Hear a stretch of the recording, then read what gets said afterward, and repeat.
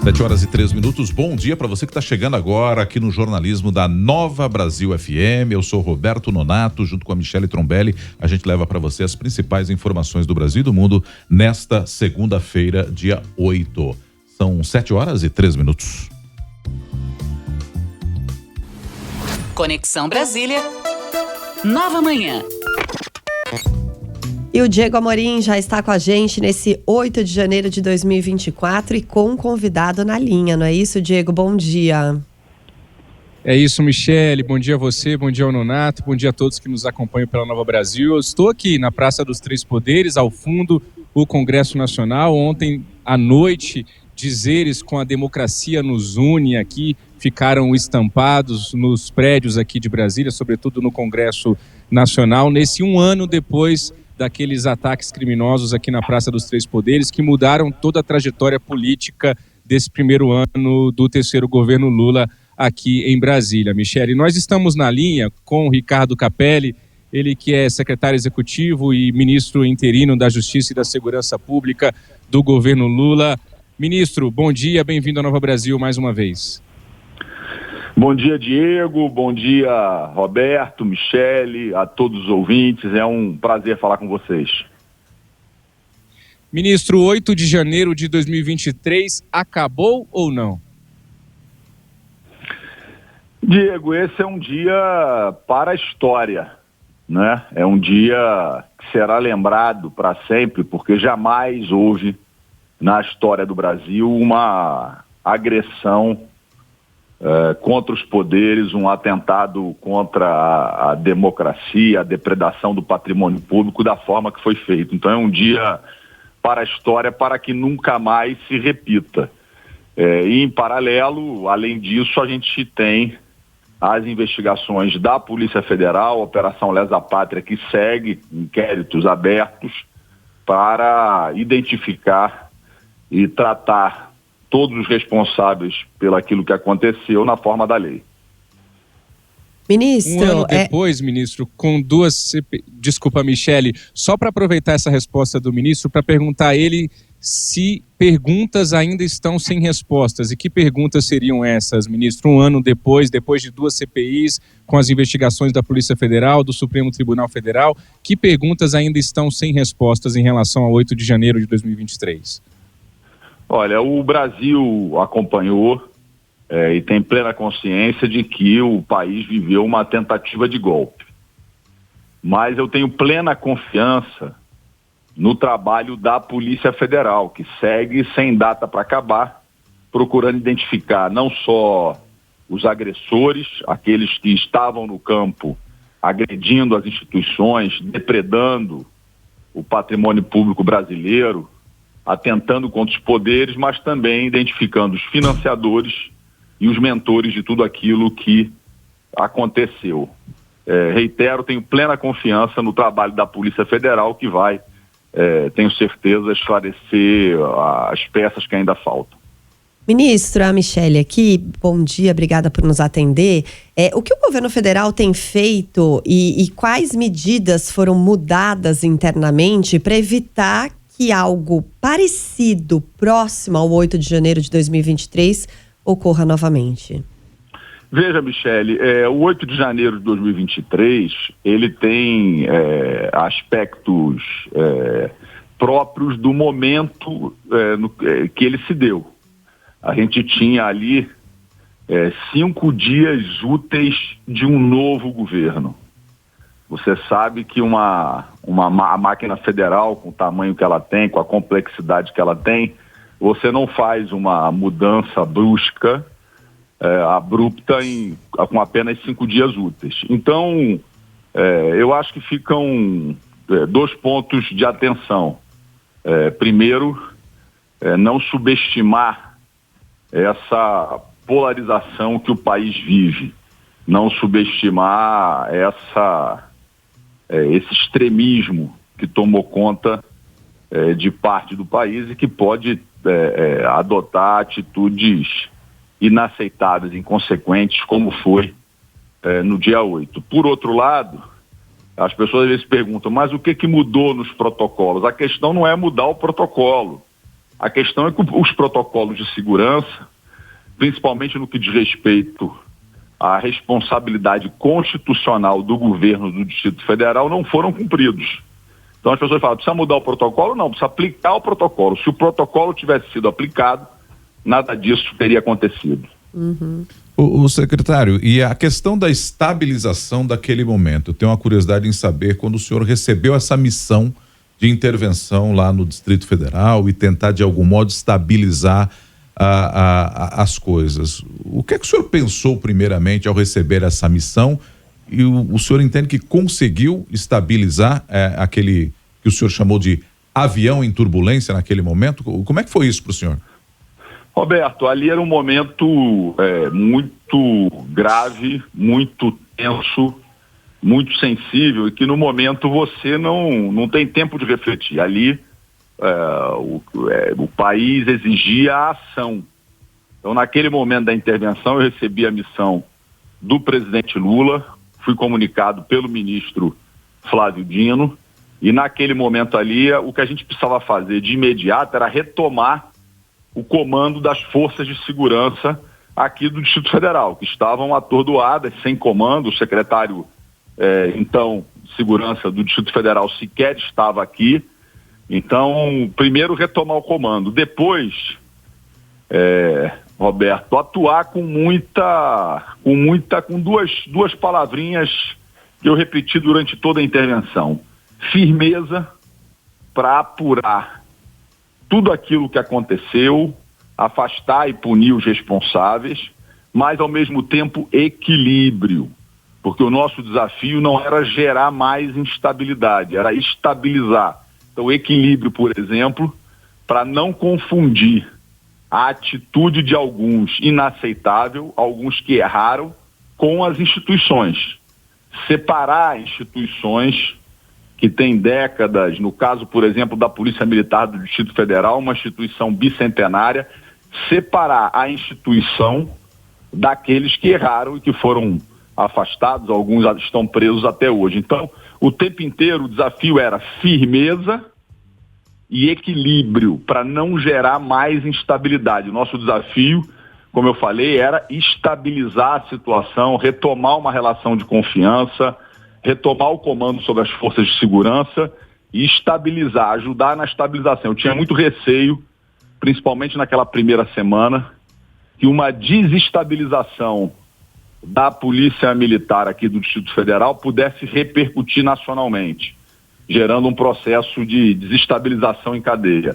Então, era um desafio permanente de punir, por um lado, veja que na primeira semana eu afastei praticamente todo o comando da Polícia Militar do Distrito Federal, mas, ao mesmo tempo, eu determinei a abertura de uma comissão na Polícia Militar para conceder a medalha Cruz de Sangue aos 44 policiais militares feridos e alguns uma comissão para promover por bravura. Então, veja, afasta, pune quem errou e valoriza aqueles que lutaram pela democracia. Tivemos 44 policiais militares feridos. Então, o tempo inteiro o desafio era esse, firmeza e equilíbrio.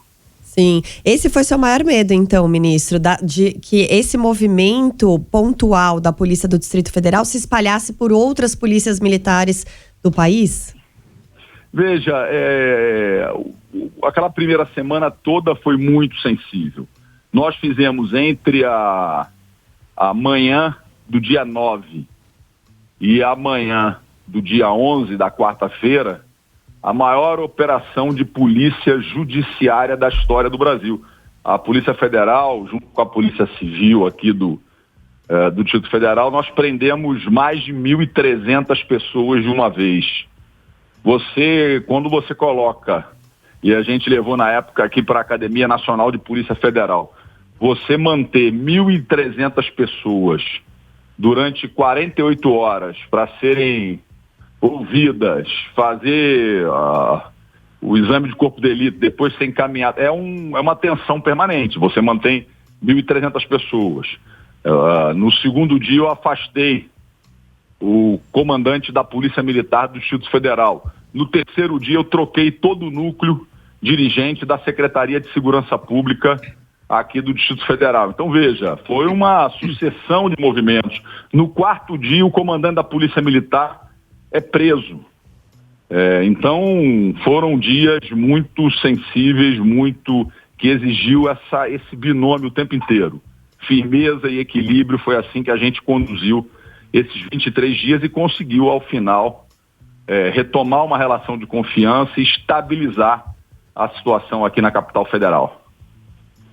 7h13, você está no jornalismo da Nova Brasil FM, a gente conversa ao vivo com Ricardo Capelli, ele que é secretário executivo e está interinamente como ministro da Justiça e Segurança Pública do governo Lula nessa cobertura especial do 8 de janeiro. Capelli, desse um ano que nós vivemos, muita gente da oposição falando em um outro lado do 8 de janeiro, acusando o governo federal de, no mínimo, alguma leniência com esses ataques naquele início de 2023. Passado este um ano, a pergunta que eu faço ao senhor é: existe um outro lado do 8 de janeiro? O governo federal errou em algum momento naqueles ataques? Diego, o Brasil inteiro, passado o ano, tem plena consciência sobre o que aconteceu. O Brasil viveu uma tentativa de golpe daqueles que se recusaram a aceitar o resultado legítimo democrático das urnas. Veja, o Brasil é um país livre, democrático, e isso é ótimo. Todo mundo tem o direito de votar em quem quiser, de fazer campanha para quem quiser, de levantar a bandeira para quem quiser. Mas, passadas as eleições, todos precisam estar unidos em torno da Constituição Federal. Infelizmente, nós tivemos no Brasil alguns que tentaram rasgar a Constituição Federal, questionando o resultado legítimo das urnas. Com relação à segurança, Diego, é importante que a população brasileira saiba, o governo do Distrito Federal recebeu no ano passado 22,9 bilhões, não são milhões, são bilhões de reais, através do Fundo Constitucional, para cuidar da segurança pública aqui na capital. Essa é uma determinação constitucional que confere ao Distrito Federal a responsabilidade pela segurança na capital e dos poderes aqui constituídos. Então, a segurança do Distrito Federal, a segurança das instituições aqui, a Constituição determina que seja de responsabilidade do governo do Distrito Federal. Então, houve falha, claro, aqui na segurança. Pra você ter uma ideia, você não tem, no dia 8 de janeiro de 2023, no plano de segurança, não há um plano operacional. Toda operação de segurança tem um plano operacional, dizendo quantos policiais vão ter, quantas viaturas, quer dizer, tem um detalhamento. Você, no dia 8 de janeiro de 2023, não existe plano operacional. Você não consegue dizer, não foi feito, você não consegue dizer quantos homens de fato estavam atuando ali na esplanada. Então tem uma série de erros, uma série de falhas que facilitaram, sem dúvida alguma, a tentativa de golpe que o Brasil viveu. Agora, ministro, como é que o senhor avalia o nosso momento hoje, ainda que a gente tenha polarização, como o senhor destacou, um torce para o Flamengo, outro torce para o Fluminense e por aí vai, é do jogo, é da democracia. Mas é um cenário um pouco mais harmônico na nossa sociedade, passado aí um ano desses atos antidemocráticos de 2023? Qual é a sua avaliação? Eu penso que a democracia, Roberto, saiu fortalecida, né? Ela foi duramente testada. Veja que aquelas cenas, ontem eu assisti novamente aí em alguns documentários aquelas cenas, são cenas que chocam, indignam qualquer pessoa que tenha apreço pela democracia. Então a democracia ela foi duramente testada, com a sede dos poderes invadidas e depredadas.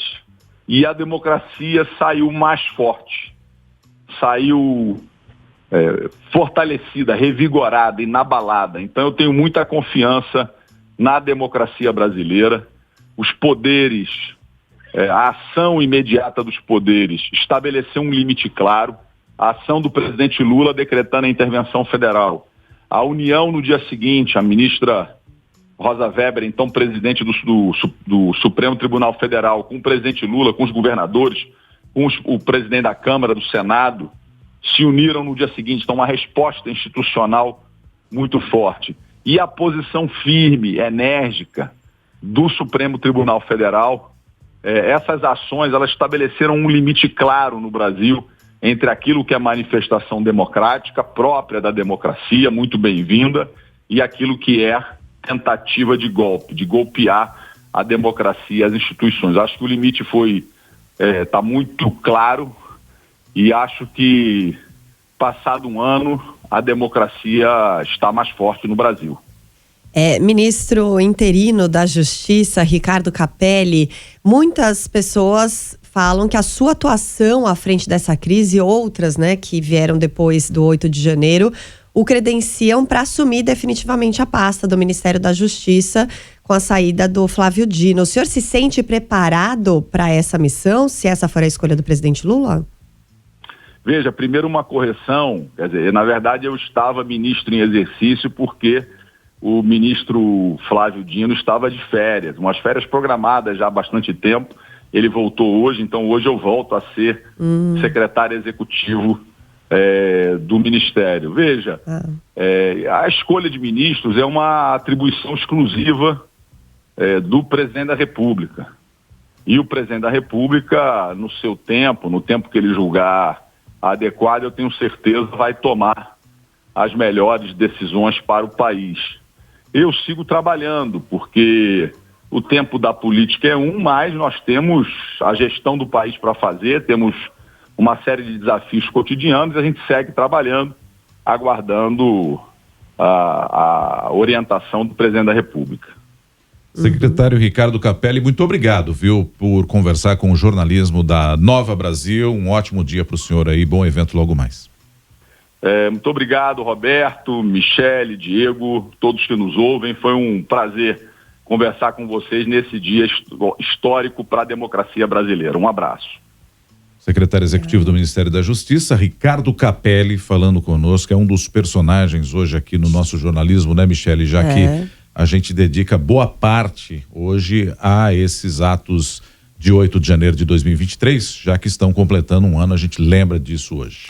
Bom, e daqui a pouquinho o Diego Amorim volta aqui no jornalismo da Nova Brasil com mais convidados, com mais movimentação em Brasília, também a nossa equipe toda a postos na capital do país.